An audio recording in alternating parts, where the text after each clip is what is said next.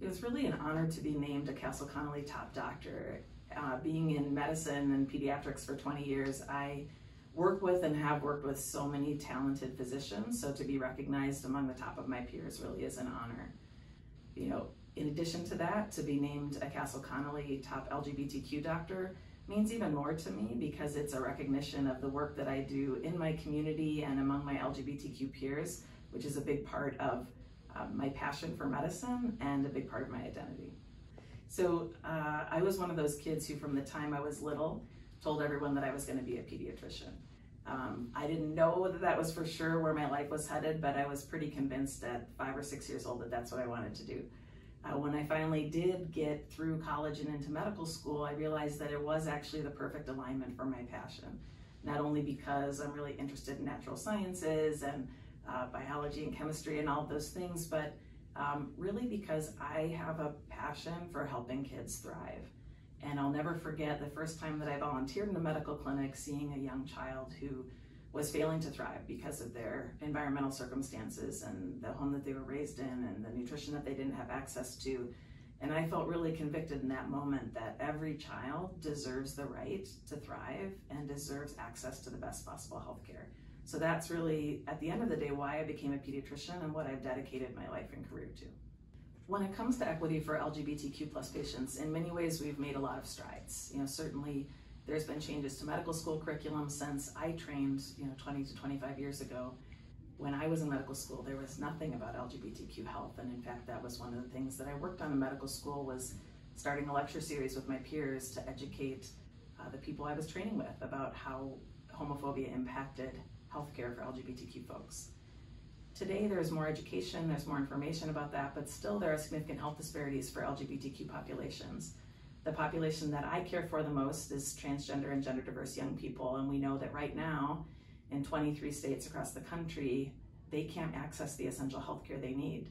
That's over 100,000 trans and gender diverse young people who can't get the essential healthcare they need.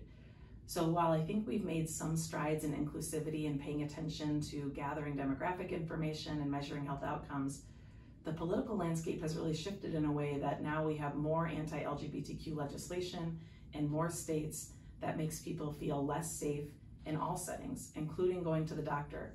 And particularly for young people, for kids and teenagers, it's a pretty rough landscape for them out there right now. I do really think it's important that more LGBTQ plus folks, people from our community, become healthcare professionals, physicians, and folks in the healthcare field. We all know that we feel more comfortable when the healthcare team taking care of us looks like us, understands our family, understands the cultural background that we're coming from, and also pays attention to what the issues are in our community. We're really fortunate in Minnesota right now to have several LGBTQ legislators, for example, representing us at the state government. It's the same in healthcare. We need LGBTQ people not just being doctors in exam rooms, but being administrators in hospitals, being people who are building IT systems to make sure that they're capturing our identities and our information. So we really need LGBTQ leaders in all areas of healthcare to ensure that LGBTQ people get the best healthcare possible. So the Children's Minnesota Gender Health Program was launched in 2019, and it was an effort to really look at what do the kids in our community need. And at that time, it was really clear that LGBTQ kids were experiencing health disparities, and particularly trans and gender diverse kids. There was no exclusively pediatric multi-specialty program here in the Twin Cities that matched what was available across the country. We launched that program 5 years ago. Since then, we've seen hundreds of kids. We're now seeing kids from more states than ever as bans against healthcare have gone into place. And what it means for us at Children's Minnesota is that we are really committed to driving essential healthcare for all kids, and that includes transgender and gender diverse kids. That means not just meeting with patients and families in the exam room, getting them the healthcare that they need, but also advocating for them and making sure that they continue to have access to what they need to thrive.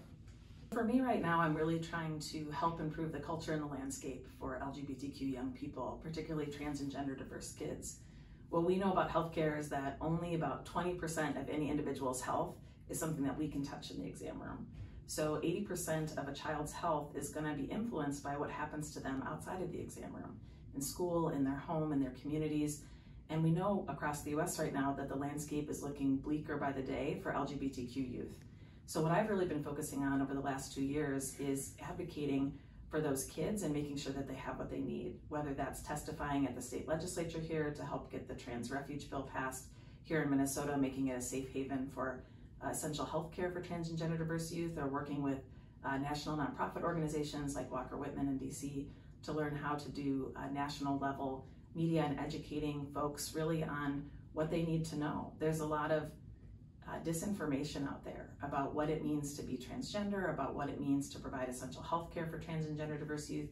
And the more that those myths are perpetuated, whether it's about healthcare, kids in sports, kids using facilities in schools, the worse off our kids are going to be. So we need people who can advocate and give correct information and help change that cultural landscape so that every single kid knows that they belong, knows that they are valued, and has what they need to be their happiest, healthiest, strongest selves.